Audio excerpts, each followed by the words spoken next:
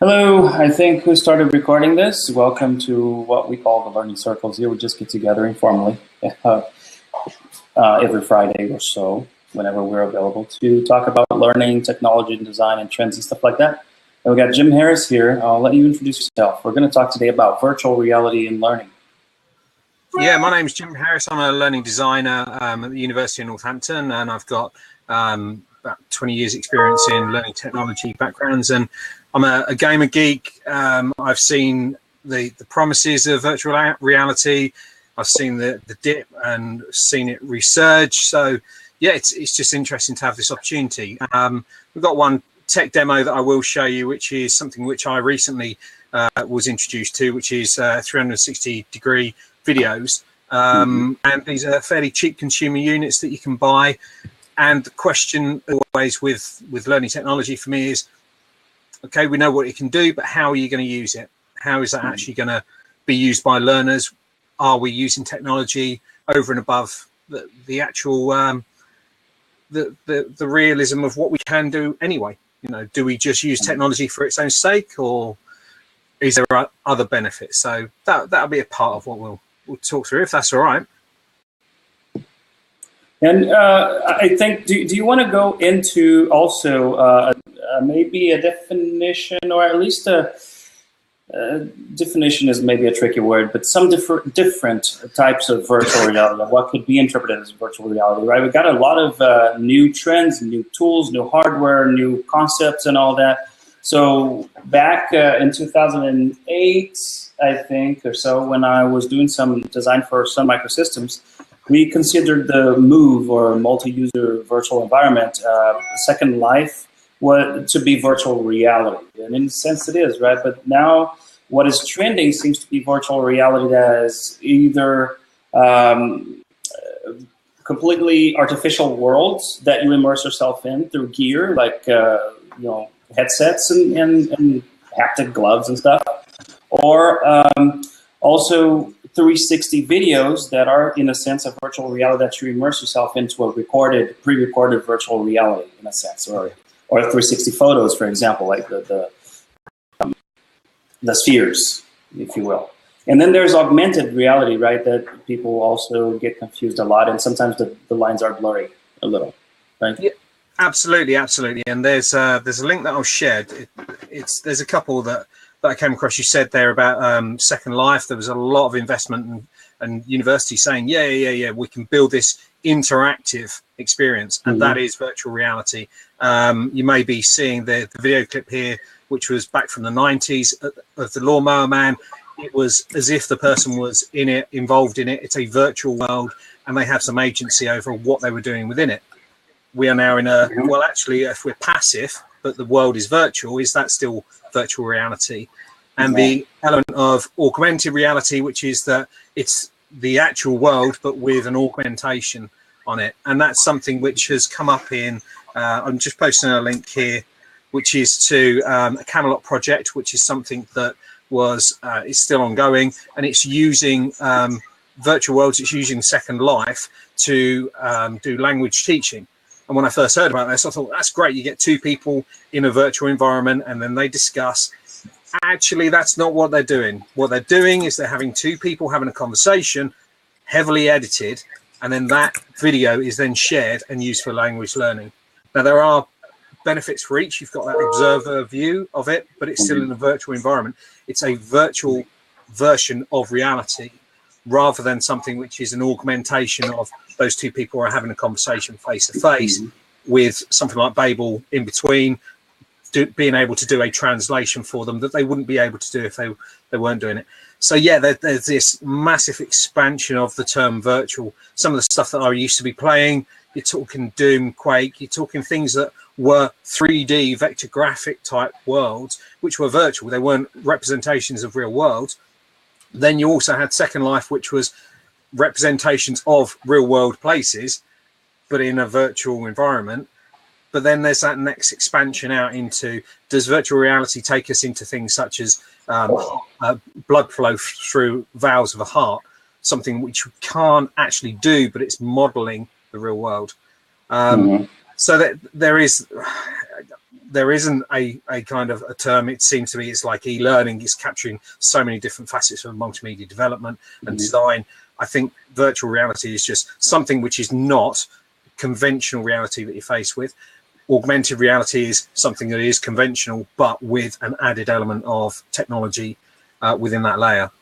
For extra information and context, right? Yeah, absolutely. And then you mentioned touring the veins and organs, internal organs and stuff like that. That's more of a simulation, but it's also a virtual reality too, right? So it seems to be more of a continuum, especially these days, than anything. It used to be a simpler term. Virtual reality was either stuff like Second Life, virtual worlds, or something that you see in those ridiculously looking 90s and 80s gear. Yeah, that's it. And then you've also got that element of, and we'll take you through an example of this, but if you are in a simulation and it's a virtual simulation, where is the differential between you watching someone who is doing something to a camera and you have to make a choice, so you've got branching scenarios, and the same thing being played out by an avatar, but with the same script and the same outcomes? Is it just because of the fact that you can switch the background to being wherever you want that it makes it virtual? Yeah, but actually the thing that I'm seeing is it's not a real environment to me. It's a virtual environment. It's a virtual scenario. So there's a lot of interesting things. I tried to come up with a project a long time ago, which was about using and how do we translate workshop type activities where you can only do them face to face, you can only do them within a set criteria, translate them into a virtual scenario, but not lose any of the potential learning outcomes from it, as far as recognizing behavior changes, understanding that your decisions and your branching pathway through will have specific consequences, which you will then need to take account for and learn from. And that's where I said right at the start about where would we need to replicate, a huge environment and have the avatars with full facial shifting and the mapping and all of that, when actually a straight piece to camera would have done the same thing.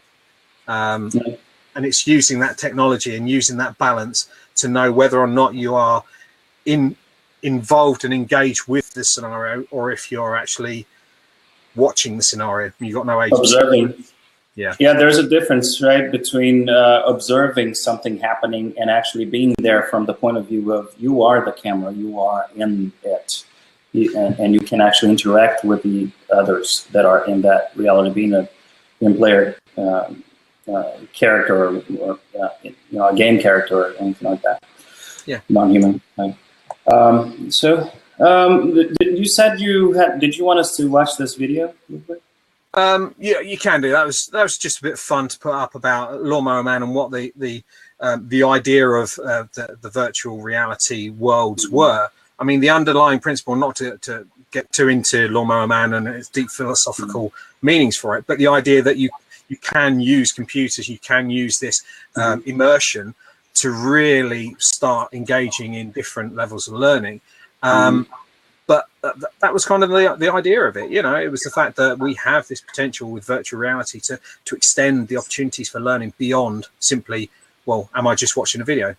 And that's a real balance. I mean, we've got some virtual reality roller coasters going on. We've got some experiences, and people are saying, yeah, it's great. I can look around. I've got the headset on, and we're getting the 4D stuff, the smoke and mirrors that are going on. But actually, yeah, it was a nice experience. I wouldn't do it again. And I wouldn't come back, and once I've experienced it, would I really start wanting to look in that corner rather than that corner? What would I want to do? And it's on that, almost, if it's something that's on rails, which obviously this video shows you, well, how much can you learn from it if it's on rails? You can pause, you can rewind it if you've got content in there. The other side of it is equally with Second Life. Just why do you need to be in that environment, and what benefit does it offer you that the technology and the problems with the technology and getting connected and staying connected, all of those issues, you can't have 4,000 people talking at once. So therefore it's good setup to have. But coming back to what you were saying, I'll do a quick demo, because it's one of those things of starting to think about how you could use that technology. And this is what started our conversation. And can you share that link first, though, because in the chat, because I don't think that will play in the recording. The link to the actual video. Yeah, yeah. So this is the link. Let me just pop this through. Here we go. So it's a bit of fun. I mean, it's a bit of 90s, 9 minutes of seeing what virtual reality could potentially be. Interesting thing with it, it's not really modeling real world in a virtual environment. It's really kind of conceptually different, which is great. It's why model an existing building unless you're going to go to places where you couldn't really go in real life. So on that note, we will now come back to what we've got with essentially this is the thing that sparked conversation. This is a 360-degree video. I don't know if anyone's heard of it, or I shared a link earlier. I'll share it again.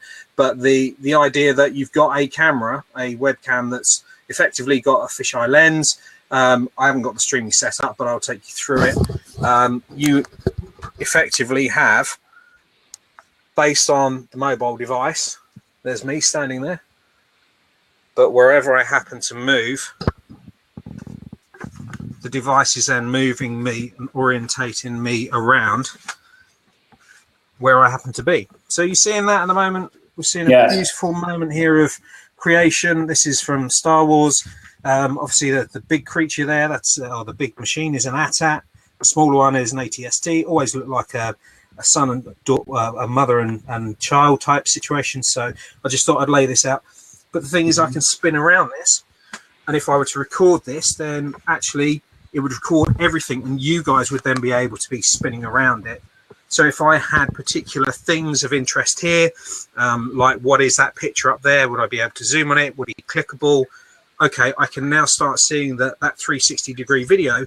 If this was a conference call and I had 6 people sat around the table arguing and I was playing that video back, we would then be able to see the reactions of each individual person, and each playback would then be a unique experience. You would then be able to see, well, why did John say that? What was he talking about? What was he pointing out?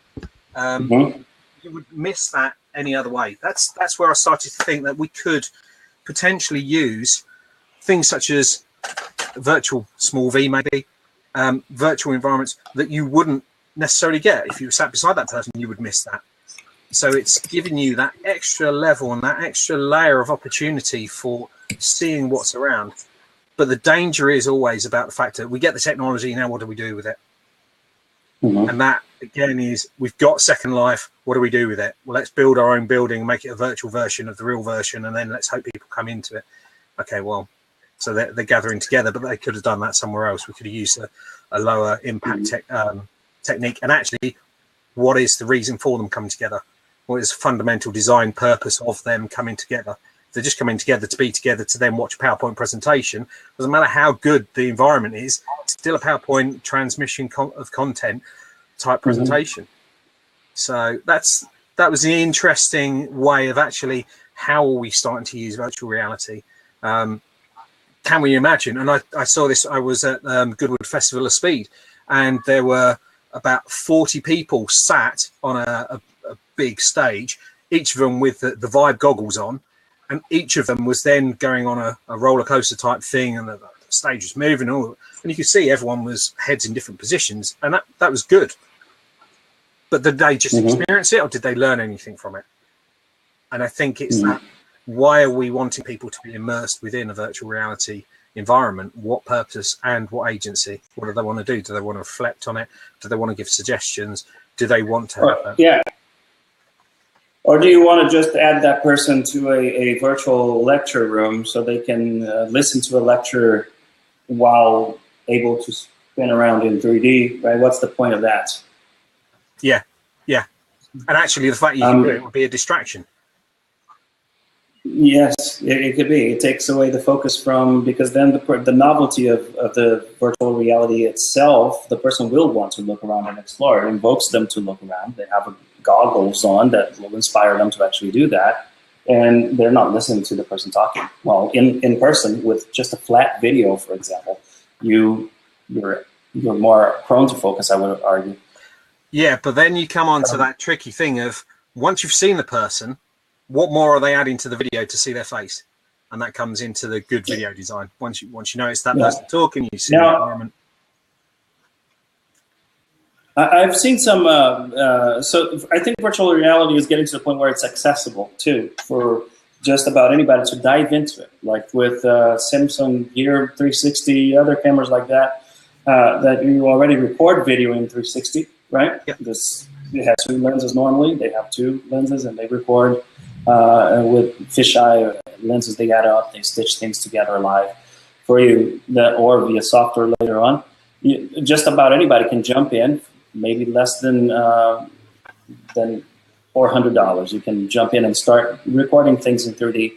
But then I think where maybe the really interesting thing comes for learning purposes would be to, on top of that virtual reality video, that 360 immersive video or photo or series of photos, you actually stitch those, not stitch, that's a term for stitching together several photos into one, becoming one orb, right, that you immerse yourself in. But you bring those videos together in a more of a learning experience where you augment those videos with on-screen cues and things like that. Like I've seen a very nice demo of, I think it was a real estate demo in an apartment, or somebody had items for sale or something in the apartment, and you immerse yourself in the bedroom and you can see shoes for sale, you see the pricing of the shoes, and when you look at the shoes, you focus on them, that's when it detects that you're looking at them and it pops up the information, the price of it, of the pair of shoes. And then if you look to your right, for example, there's a door leading to the kitchen. If you focus enough on that door, it opens it up, and then it places you into the kitchen now. Without you having to walk, obviously, you just are placed in the kitchen. And now you can look around the kitchen and see the price of items like a fridge, for example. It was a retail store type of demo. And so the information pops up depending on what you focus your eyes on. And it knows what you're focusing on because it has cues on the screen. You'll see little dots that if you hold enough, they'll show the information connected to them. So it's several little videos that were put together, and it could be in static images as well, to give you that feel that you are exploring an actual building, an actual apartment. Yeah, and the extension of that is the fact that that technology does exist within some of the Samsung Android devices, the iris tracking, that will know, and you can look down the page and it will scroll for you. Well, the next progression of that is an ebook whereby, depending on your EPUB 3 setup, if you've dotted certain things in there, wherever your eye hovers and lingers, it will then act as a trigger to click that particular device. As long as you're not so overwhelmed by what you're reading, you're just staring into madness. But the fact is, yeah, you can do that, and that stitching together, there's something. I'll share this link. This is what I sent to you before, and I've shared it in a couple of other situations. This is what was flagged up to me as this is where 3D video will go. It's for a new film called Berlin Station. But if you click through the links of it, this is a combination of a static sphere, which is done with 3D video. You go around it and you see people moving around. Then you have different objects. So a computer, someone's got a dossier. You've got different things. You click on that. It will then take you to the next part of it. It's back to that agency. It's real world. It's not vectors. It's that fact of, at this point, I want to do that and I want to look at that. Actually, I'm coming back to this. I've already seen that. I don't want to look at that again. I want to go and see this. And that opportunity to then have your learning personalized within the context of what is it you're wanting to do with these resources, that really does bring up a new level of interaction, of learning opportunity. And how do we design for that? How do we think for that? Well, actually, some of that are back to our own principles, I think, in the storyboard. How do you follow through the branching? How are we going to get from there to there? And then you move into things like, is there actually going to be an endpoint? Is it just a free form bringing together? The other thing to say is that there is something you can get access to. I'll put the link. ThingLink is something I think I may have shared previously. If not, I'll share it again. They are starting to move into panoramic 3D static images that are then clickable. So you could then click on that image that you've set up, and that could be the inside of a factory and you're wanting to spot the health and safety hazards, or you wanted to click and see what that particular machine does, that again is accessible. It's, as you said, you're not having to spend the thousands of pounds doing it, but equally you're not having to put the cumbersome head unit on, which I know a lot of people probably wanted to talk about that. There's loads and loads of people talking about the head units and yeah. And you said ThingLink, right? Yeah. I'll send it. ThingLink. Yeah. And so this is the thing, right? It's exactly what if you go back to the principles of instructional design and all that kind of stuff, you can just design just a static video, maybe a very long, like 60-minute static video that maybe doesn't add anything to the experience and all that if you don't go through the proper design. Same thing can be said about virtual reality. You could do just a ridiculous 360 immersive thing that doesn't add anything, that doesn't add any value to the learner. They're not learning anything from it besides the novelty factor that they're inside of a 3D bubble. But you can also take that an extra step and storyboard everything, like you said. From here, they're going to get this principle, or this concept, or this idea. They're going to interact with this object. And then from there, what do they do if they look toward that direction, that door? What does that lead them to? And all that branching and all that, you put all that thought process into that, just like you would any other instructional design. If you're a good instructional designer, you can end up with some very interesting immersive experiences. And that's something that I want to explore more myself and in designing those types of experiences. Because now, you, just like with any other thing, you can go all crazy with programming and complex languages and all that for virtual reality, or you can start with something very simple, like you just said, ThingLink, and something that maybe doesn't need any programming experience. You just put things together and you put good design behind it, and it's what you see is what you get, right? So it depends on how you want to go about it. I would go with the simplest way. That's what I am going to do myself. I plan on doing something in VR real soon. And I'm going to go with the simplest thing, and in a sense also prove that it can be done with the simple way without programming involved. And yeah. Brent is calling. Hello. Hey, Brent, call in. So I just actually discovered some. Oh, just a sec, bro. I think Craig's calling to you. So if you, I'm not sure they probably have this for Apple as well for iOS, but I'm on an Android, and I got this app called Within. It used to be Verse, and it has sample like the New York Times virtual reality stuff. It has some sample virtual reality experiences. Yeah. Get a cheap cardboard and start playing with it. Get acquainted with what these experiences feel like. Look at this one and take a look at that one that I shared as well. That's in the notes here?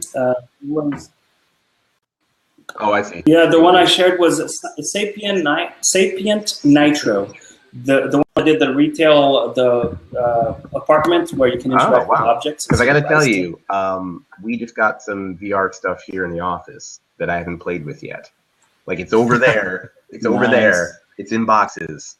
I want it. Like, I love you guys, but I just want to run over there and just like tear it up. Like, yeah, do it. I mean, that's an open box. Oh no, the thing is, I got to be a professional person who's a grown up and like, Look, this is professional. So this is no product placement, and this is something I borrowed it from our Learn Tech guys and said, I'm talking to you guys and I want to share it and see how it works. So yeah, and it is one of those things of people need to know, should I invest $600 in this, £200 in that? Should I just go for the cardboard one? I mean, there was recently in the last couple of days, someone did a technical breakdown of how much the Oculus Rift actually costs if you were to build the components, £200.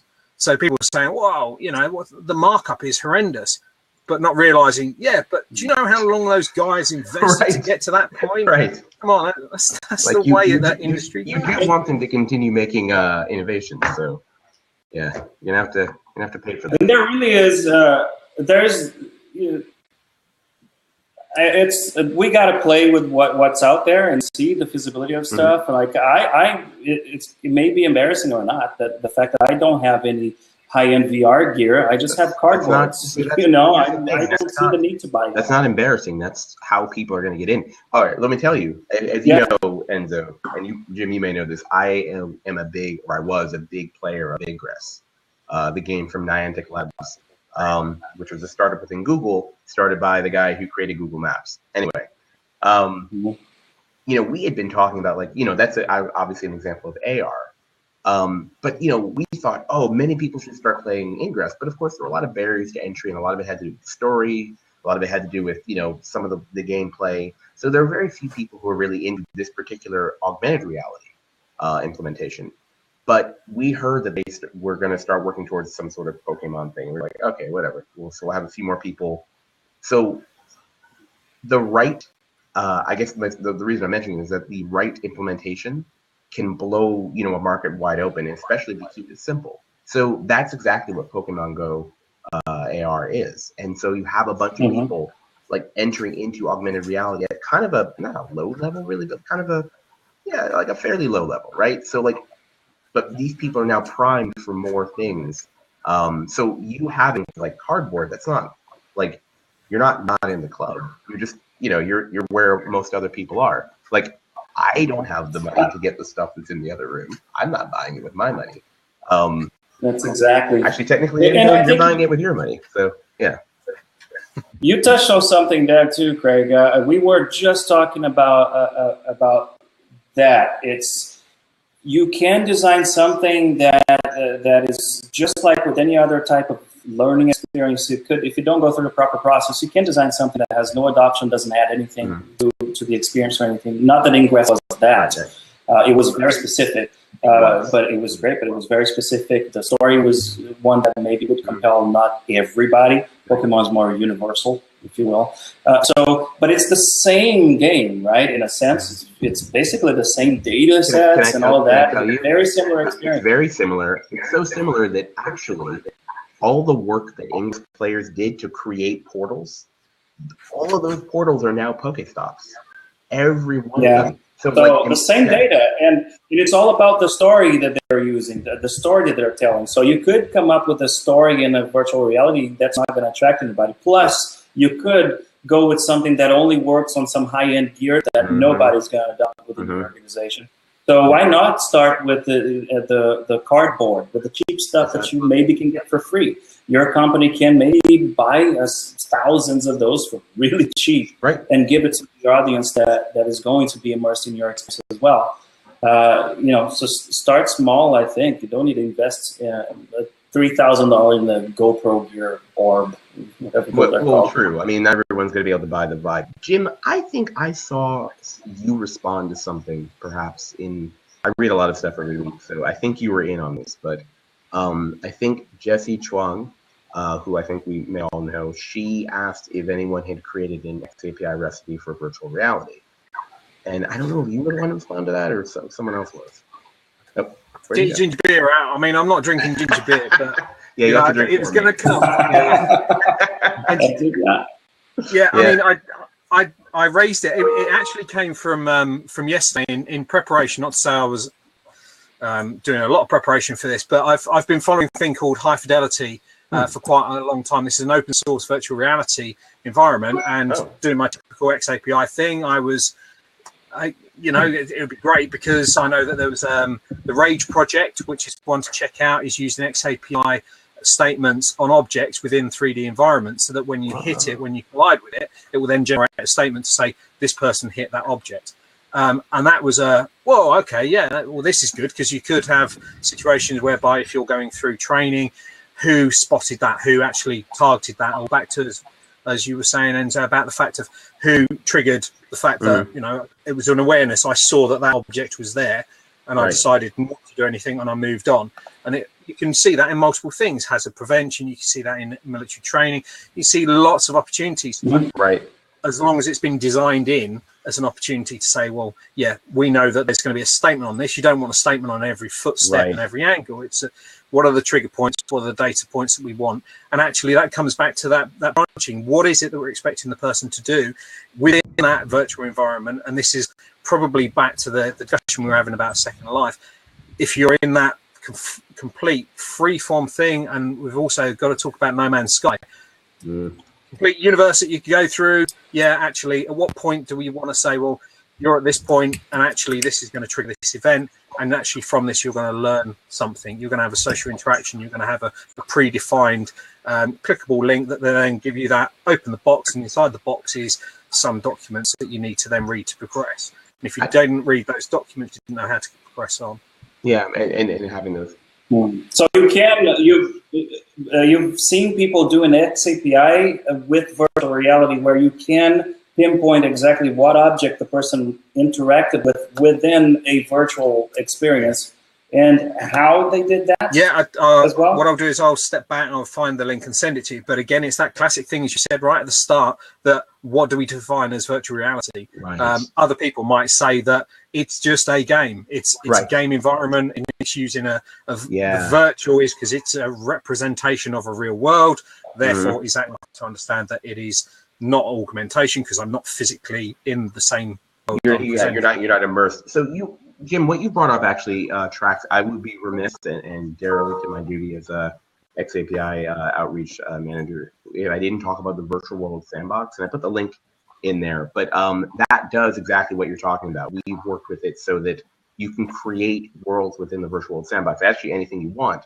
And the editor within it, you can actually set it up to track activities and interactions between bodies or actors or things. So you're actually tracking all the activity. We have a nice little demo that I'll have to find. I'll have to find the demo and maybe put the link in there. But it's basically, we built it up. You can run it. It's basically a destroyer fighting, I don't know, like some little gunboat or whatever. And you run through it. You can actually man the guns, and it tracks. It tracks everything. It tracks how many times you shoot, how many times you hit something. It tracks the other activities that are going on, and it's really great. So it demonstrates. You want to hook everything up, like how things can work, but it does. Jim is also correct in that is straddling the line of VR as substitution for serious gaming, right? So I mean, like whatever that is. So a lot of the time we're talking about VR now, we're talking more about what you were talking about, Enzo, which is actually putting on taking cardboard, putting it up to your face, and therefore having an immersive experience. I want to know, and actually, Jim, you might know this. Is there a terminology yet to differentiate between virtual reality as what you were talking about, right? Exactly. There you go, Rage. Virtual reality as what you were talking about versus VR as what Enzo was talking about. Is immersive a prefix to VR to differentiate? So we just had that discussion in the beginning, and I think we came to the conclusion that there is not. And it's getting more confusing, right? That's what we mentioned earlier. It was with augmented reality, with virtual reality that are made up 3D worlds that you just look at from this distance, with virtual reality that are made up 3D worlds that you immerse yourself in with gear, maybe haptic gloves and stuff, and then augmented reality, and it's getting a little bit confusing. But and the link I've just shared there is, and you'll like this, Curator is a MOOC platform, and they're running a year-long MOOC which has a VR and an AR element to it that just finished in April. Now, this is lovely because it's all it's Ben Betts and the team at HT2 who developed this. It's all trackable by XAPI, so very least get in to see a gamified MOOC environment. But that was the first question. Can you define that difference between the two? And it's a social learning platform, so they had no answer because it's there for us to discuss and for us to come up with our own ideas. So and there is that fact of everything is. It's the whole world. Are we in the Matrix? That whole thing, I think, really captured that idea of how much can we trust our own senses and how much can we be tricked by what we're seeing. And that element of how virtual do we want to define it back to, we were sharing the link right at the start of the 90s type of VR, vector graphic type things, Lawnmower Man, and actually taking it back to say, is it something that, and you would have liked, of course, we didn't even didn't even show the stuff, and I'd set it up for you as well. Have a look back on the video. There's a lovely bit of an AT-AT from Empire that's giving birth to an ATST, and I've used 3D video. I won't get it up again, but hang on, let me just show you. So there was all that going on.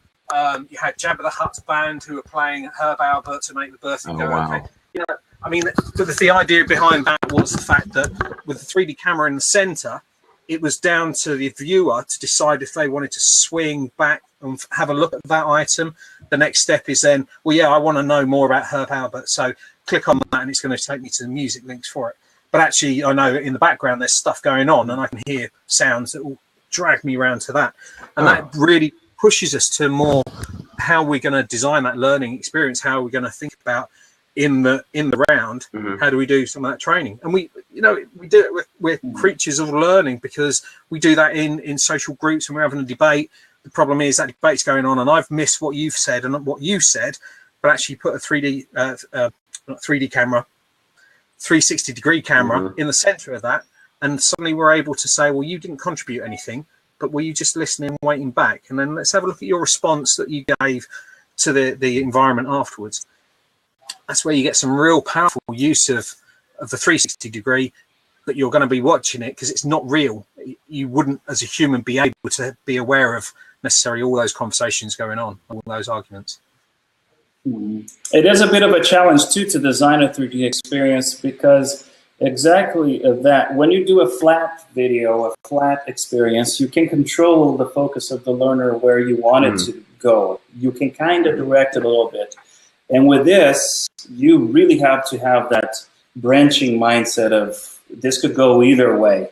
It could go several ways. And you have to prepare a little bit, even from the technical standpoint of not showing the camera if you don't want to show the person holding the camera or what, to make it really immersive. That fourth wall not to be broken there. So it needs a lot of planning. Janaya, hopefully I'm pronouncing your Jenna. Sorry, Jenna. So it looks like she spent several years designing immersive stories in Second Life. So to answer your question, Jenna, yeah, I spent probably too much time in Second Life when it was first available. I think maybe a lot of us did. It was my first life for a while. Exactly.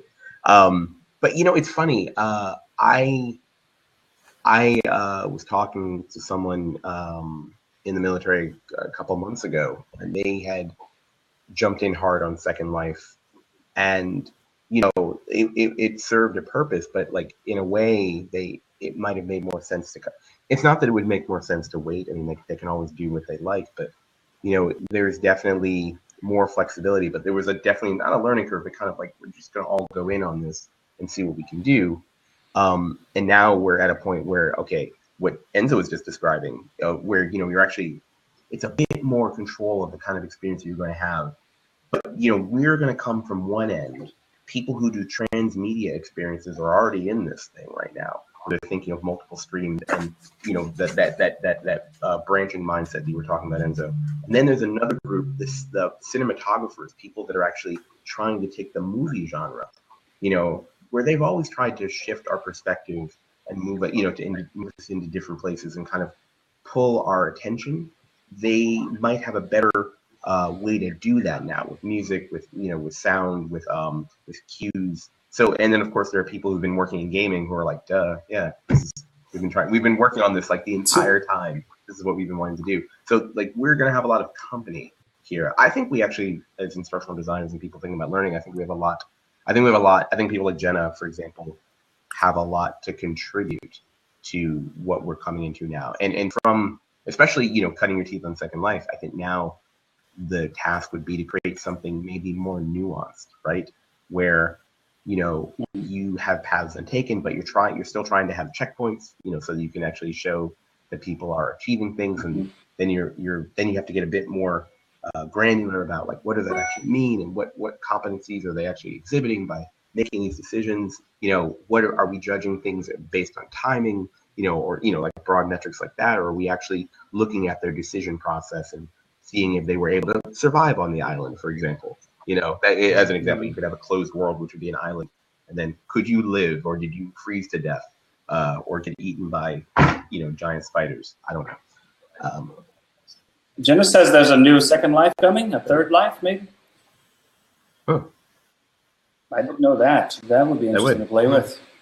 And there's another element to this, which is the constraints and limitations. That's why I put iClone up there that I had when I was looking to do some virtual reality stuff, is the fact that when Kinect came out, there was, oh yeah, we can do different things. And the moment that iClone, which is a 3D, is very, very accessible 3D character creation, and it's very much game-like, and then you can put a camera in it, but it used the Kinect type things to capture body movement. The next stage, which High Fidelity does really well, is it captures smiles. You smile at the camera, your avatar will smile. You frown, it will do the same thing. You can then, and this is something that you start then getting into that realm of your physical presence is then reflected into the avatar, not just your decisions over, am I just moving a block of pixels left and right, but actually I'm reacting to things and people are reacting back to me. Especially in what I thought we were getting to with Second Life and the language teaching, whereby what you're saying and the way you're expressing it is then not making sense to the other character, who's then a real person, who's then responding back, and to different points of the globe, but that shared experience that could not be generated in real life for them at that point. Get them together in a room, it could do, but then you're moving away from simply, we are feeling like we're on a rail with this computer graphic, but actually we are now manipulating it in certain ways and reacting to it in certain ways. Anybody read the book Ready Player One? Oh, yeah. It looks like it's becoming reality now, right? I mean, if you take this, if you put this phone in a selfie mode, the camera pointing at you, and you say smile, it knows what you just said, and it starts doing that. Some, you know, and like you get, it takes a photo for you automatically, so you don't have to push a button. Same thing with Snapchat. It knows where your certain parts of your face are with all the algorithms that they got going on, and it places the stuff in context, like Google Hangouts she's started doing as well, right, with those little things, decorations and stuff. It seems like the technology is there. We just don't have one single platform that is the place to go to, like we did in 2008. No, we have a lot more resources and people working on stuff. It is, and eventually we'll arrive at certain standards of operation, and it's already happening. People are already thinking about, you know, how to standardize, like, okay, if you're going to build a virtual world of this type. But I do again think that there's going to be a difference between virtual world as experienced on a screen and an immersive virtual world. Like, how do you do that kind of thing? I really do feel like the worlds of AR and immersive VR are going to overlap somewhat, because they're going to have some of the similar issues of, you know, basically manipulating our sensory perception. When I'm looking at a screen, any video game, like, you know, no matter how good it is or how big the screen is, well, if there's a really big screen, maybe it matters, but, you know, you don't, exactly, Jenna, there's a huge difference between passive watching and, like, just, even if you're, like, making things happen on the screen, you know, being in it and, like, turning around and, like, you know, something be behind you that you have to deal with. Whereas if you didn't turn around, like, so there's definitely more work to be done there in terms of standardizing how we represent these experiences. The cool thing is, and isn't that we've been, as educators, we've been talking for years about immersive experience, engagement, and giving the learner the choice. And to us, most of the time, guilty here, that giving learner choice means, do I click next or back?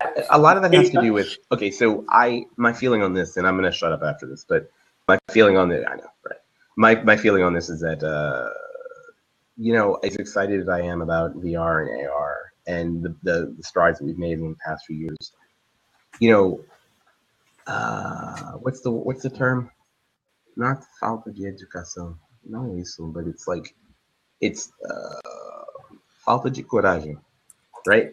You know, it's basically, we're not going to go the distance. And part of the reason we don't go the distance is because we're unsure of the technology. But part of it is because it's just really hard. It's just really hard. Like, you know, those of us with development backgrounds are somewhat inured to having to think about, you know, the experience of people and kind of like controlling it. But I don't think a lot of instructional designers want to go that route. And I don't always blame them for that. It's hard. It's hard to create immersive experiences.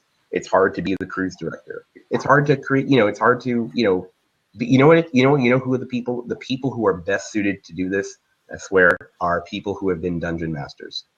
I swear to God, there's a market in the future, or the future is now, for dungeon. If any dungeon masters are listening to me, or if you have little dungeon masters at home, like, just wow, the nerd factor just went up. I'm just saying, like, but you're absolutely right. I mean, those early formative years of how you interact with people and how you project yourself and how you define and decide your avatars, all of that. I mean, this stuff, I was going to go in my stack there because I had an Atari 2600 in there with all the cartridges. I'm going to make a little shrine to Ernie Klein for Ready Player One.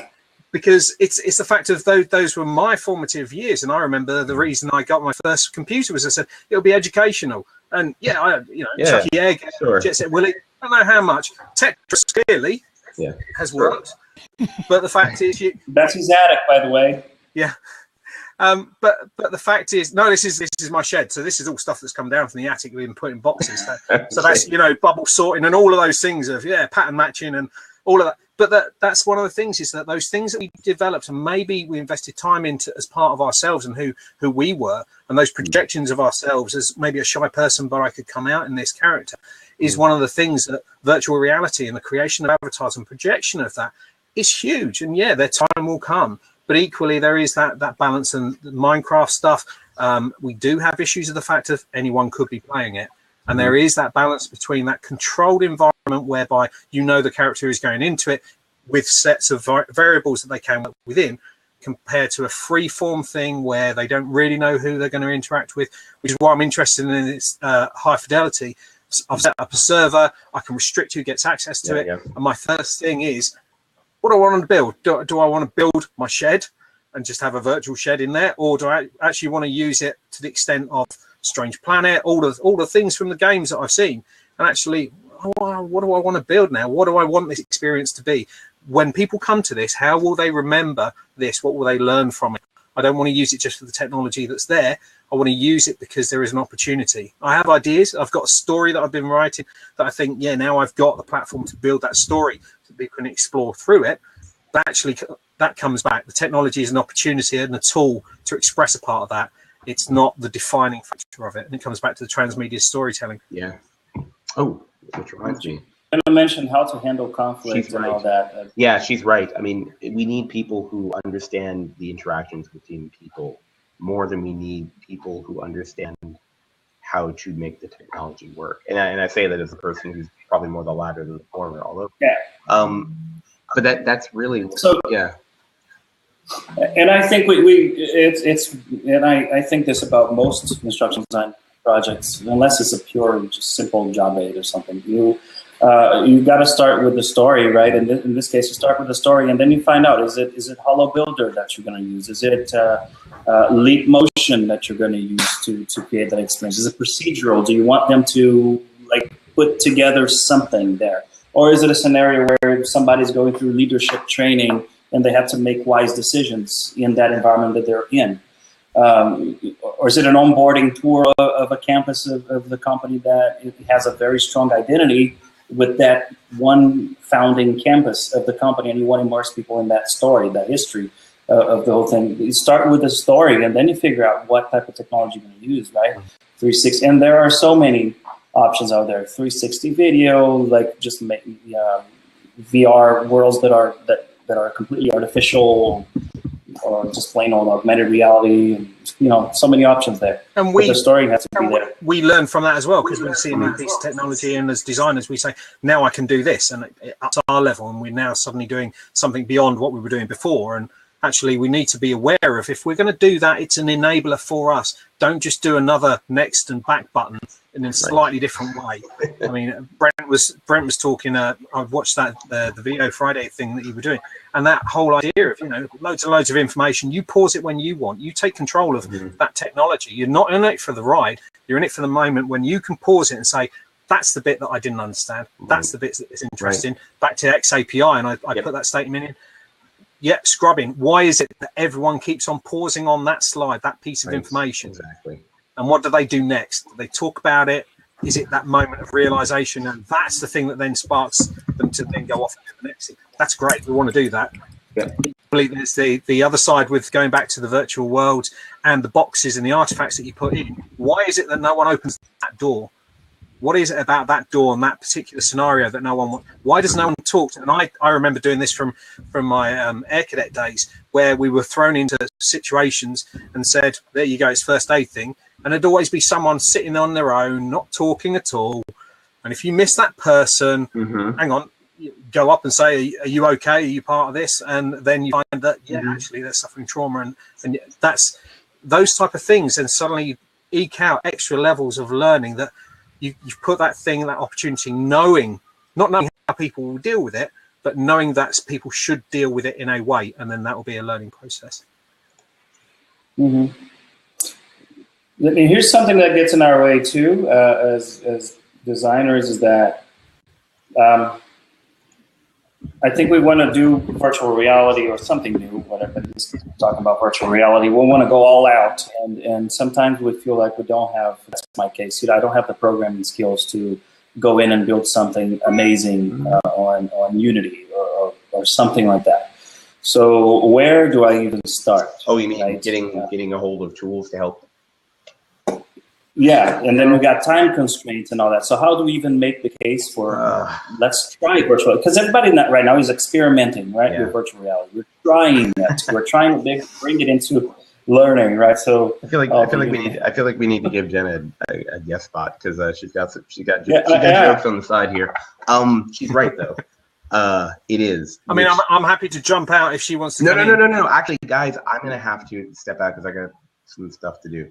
I can box. That's not fair. I got to jump out. But what I want to say is, right about Unity, to answer your question, Enzo, and to reference what she said, there are tools that exist to do stuff, but there are reasons that there are job postings for Unity developer, right? Because you got to sink some time into getting it. And once you do that, that's kind of been your job for a little while. So there are other tools. Obviously, you can use stuff like the virtual sandbox to build open source, completely interactive worlds. To do that, there is a learning curve on that too. Although we do have documentation that won't take you years to do. It's like, I'm not supposed to be here. Yes, if your face is actually in the fourth square here, I guess people can prove that you were here. Although this is being recorded, you should probably know that. Just putting that out there. Yes, just what I will say though is that there are tools. I mentioned Conductor, which is a tool created by. You heard the meeting. Yeah, that's what I'm supposed to be doing now, so that's why I'm going to have to go. There's a tool called Conductor. I linked it in the notes, the live chat here. It is essentially what do you call it? A transmedia. I would call it an authoring tool, but it's more than that. It's basically a way to set up the interaction of different media. So, for example, the thing called Faction that I linked in there is it's basically combining video and SMS and your phone as receiving phone calls. And basically what they were able to do is you can create, basically if you can create audio, you can shoot video. Basically you can create a situation using just a transmedia platform where you can have someone enter, have a video, but have an entry screen where you can enter their phone number. And then the whole thing starts. The video starts where you have to choose which point of view you're going to take. And then depending on the point of view you're going to take, you are going to get text messages with instructions on what to do or the results of what happened, or a phone call, with a recorded voice, basically telling you the results of what happened, like as if you were like a spy. And it's a simple thing to think up, but this is when you're talking about showing the benefit of stuff. This is the kind of thing that I would say one could do. It doesn't take a lot to put together, and there's actually a little I think there's a little tutorial on how to do it, but the question, of course, is can you get a hold of Conductor, like a trial version, so that you can play with it and show, hey, it would be great if we could hold on to this. And anyway, I feel bad because I'm talking about Conductor solely, and I don't mean to be. I just happen to think of that at the moment. There are many other platforms that allow you to do interesting things. We've linked several of them in the notes here. But that's why I would say get started. But really, you need to get started with something that's simple, that shows the power of simple immersion or freedom on the part of the learner, and then create something around that. So I think Yeah, that's a great thing. Start with simple, start with a tool and get to know that simple tool. Start simple, right? And I think Conductor is a good tool for building like what used to be called now or alternate reality games, right? And now it's called transmedia, apparently is the trendy term. I mean, here's the thing, just like mobile learning really shouldn't be called that because it's just learning stuff. You know, we'll lose. We'll talk about that next week, by the way. Mobile learning. We'll eventually, hopefully, lose our fascination with like, oh, look, we're putting multiple streets together, which that'll just be what happens because we can. So yes, that's what I recommend. And guys, with that, I gotta go. I'm sorry. Jenny, you should totally jump in. We'll close in 3 minutes anyway. Okay. But thanks for coming. All right. Well. See you later, Chris. See you next week. Take it easy. Take photos and tweet the kit you're opening. Oh, yeah. Awesome. Oh, and but we need to see his gadgets. He said he just got a lot of VR gadgets and stuff like that. Maybe we'll do an open box type of deal. It's something else that I was going to say about starting in VR. That's something that I try to do for projects is build in the project time to actually learn the tool. Like I try to make every new project a challenge for myself. I want to learn to use a new thing. I want to learn a new tool or a new trend or design technique or whatever it is. I build in time on the project to actually learn to do that or to bring in somebody who will help me set that up. So that I'm playing with it. I don't feel pressure to deliver on something I don't know how to do within like a week. I build in a buffer there so that I can play around and learn it because if it's something new, if it's something that everybody else is experimenting with. Like recently, we just did a gamification project at SAP here, and the platform that we used was fairly new. It's an SAP platform for gamification service, and we needed to make sure that we knew what we were doing, and we had to get acquainted with the product ourselves, and we built that into the project. We built in like a few weeks to actually learn the tool and then go from there. Yeah, it's whether you do that or you're trying to do some rapid prototyping of, we know it's going to be chaos, but it's going to be a thing, and then we're going to go round and round and round until we've learned all of our mistakes. And then it's that balance between you haven't had a chance to properly tinker with it, and you're only at your limit of what you know. And that's a new way of, for me, I don't know if it's the way people did it with the 30-day demo. I will never sign up to a 30-day demo for anything unless I've got a clear idea in my head of what the storyboard is going to be that I'm then going to sign up for. Because when I hit that, I want 30 days maximum amount of use of it before I then say, right, I've got it within 2 days. Thank you. No, within 29 days and I'm still on that project and still doing that thing for me. Yeah, okay, I'll go for it. It comes back to good design. What are you doing? And a nice way to kind of wrap up, if we're going to do that now, is what are you wanting the virtual reality to do? Is it just a replacement of what you can do? Are you doing it because the technology allows you to do it? What are you actually going to see the learner benefit from by using this technique rather than that? Will they accept the poor graphics for the great interaction? Will they want and expect fantastic graphics because it's a VR thing, but it ends up being a block moving around that does the same task? Set up the expectations as well with your stakeholders, right? That these are some options that we're looking at. Virtual reality itself is not super well defined. These are some samples of what we can do. This is what we have in mind. To check out this video on YouTube of somebody that had already done something similar, right? And this is what we're thinking, and here's just the basic story, and then go from there. And if you don't have the time to learn the tool yourself that you're going to use, then do like Jenna says, you don't have to be an expert in everything, right? We do tend to wear many hats as instructional designers, but we don't have to in that case. We can bring in, try to bring into the budget or within the team, maybe we have somebody that we know that has the expertise. Even if virtual reality is something new, that's in any case, right? Maybe there's somebody who has already experience in editing video or something. It's just a leap for them to go into this different tool. It has, it maybe has similar metaphors, similar controls and workflow to what they're already familiar with. Bring that person in. Yeah. And inspiration is part of learning and seeing what people have done and thinking, well, you know, kudos to them for doing that. I think I could do it slightly differently. And my background says, how did you do that? Actually, I don't need to know how you did that. I like what you've done as an output of that, and I want to replicate that output. Yeah. So, yeah. I think we should probably stop the recording now, but we'll see you soon. And I think the next thing we'll do is talk about mobile learning. Looking forward to it. Thanks for the opportunity. Thank you. Thank you for sharing with us. No worries. See you soon.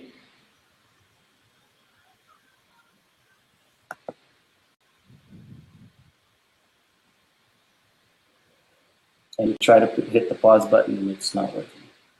It says it's still recording. Yeah. Can you